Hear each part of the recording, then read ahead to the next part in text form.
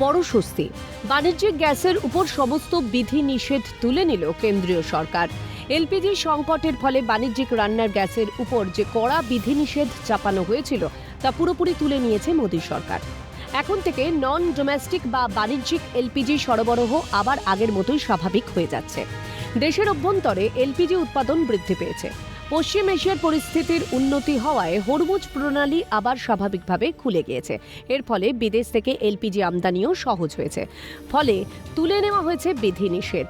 এর ফলে উপকৃত হবে হোটেল, রেস্তোরাঁ থেকে বড় বড় কলকারখানা। গ্যাস সিলিন্ডার সরবরাহে আর কোনো টান পড়বে না তাদের, এমনটাই আশা করা হচ্ছে। আশা করছি যেমন অ্যাভেলেবিলিটি বেড়েছে তেমন দামটাও কমবে আস্তে আস্তে। কয়লা দিয়ে অন্য কোনো মধ্যে চালানো হচ্ছে, হ্যাঁ কোনো রকমে চালানো হচ্ছে, অর্ডারও কম নেওয়া হচ্ছিল। আগের মতো গ্যাস বুক করা যাবে? আচ্ছা যাবে, হ্যাঁ যাবে। আচ্ছা এটা কতটা সুবিধা হবে? অনেক সুবিধাই হবে, যেমন যা অ্যাভেলেবেল হয়ে যায় যেমন সেরকমই সুবিধা হবে। ব্যবসার ক্ষেত্রে মানে আমরা তেল দিয়ে বা কয়লা দিয়ে করছিলাম, অল্টারনেটিভ যায়, মোটামুটি কাজ চলছিল। এখন অ্যাভেলেবেল হয়ে গেল মানে সবটাই দামটা একই রয়ে গেল। তবে শুধু বাণিজ্যিক এলপিজি নয়, বাল্ক এলপিজি সরবরাহ আংশিকভাবে স্বাভাবিক করা হয়েছে।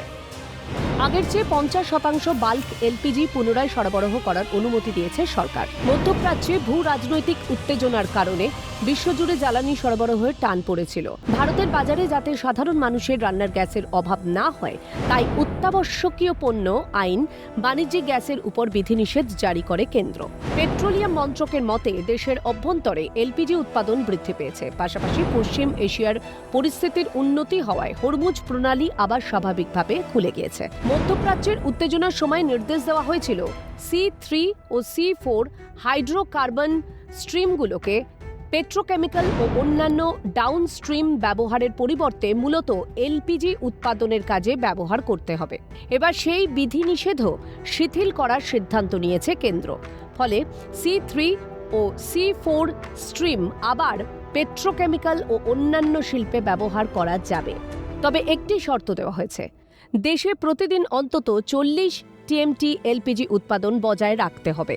কমার্শিয়াল গ্যাসের সংকট দেখা গিয়েছিল পশ্চিম এশিয়ায় যুদ্ধের জেরে, কিন্তু এবার ফের জানানো হয়েছে কেন্দ্রের তরফ থেকে সংকট মিটে গিয়ে বর্তমান স্বাভাবিক পরিস্থিতিতে পৌঁছেছে গ্যাস সরবরাহ। আর তার জেরে কমার্শিয়াল গ্যাস বুকিং এর ক্ষেত্রে আর কোনো সংকট থাকছে না। একের পর এক কমার্শিয়াল গ্যাস আপনারা বুক করতে পারবেন, যার যতটা প্রয়োজন সেই অনুযায়ী বুকিং চলবে। আর এতে খুশি হয়েছেন যারা রেস্তোরাঁ ব্যবসায়ীরা রয়েছেন বা মিষ্টি বিক্রেতা যারা রয়েছেন তারা। ক্যামেরায় প্রসন্ন নস্করের সঙ্গে অভিরূপা সাহা, ক্যালকাটা নিউজ, কলকাতা।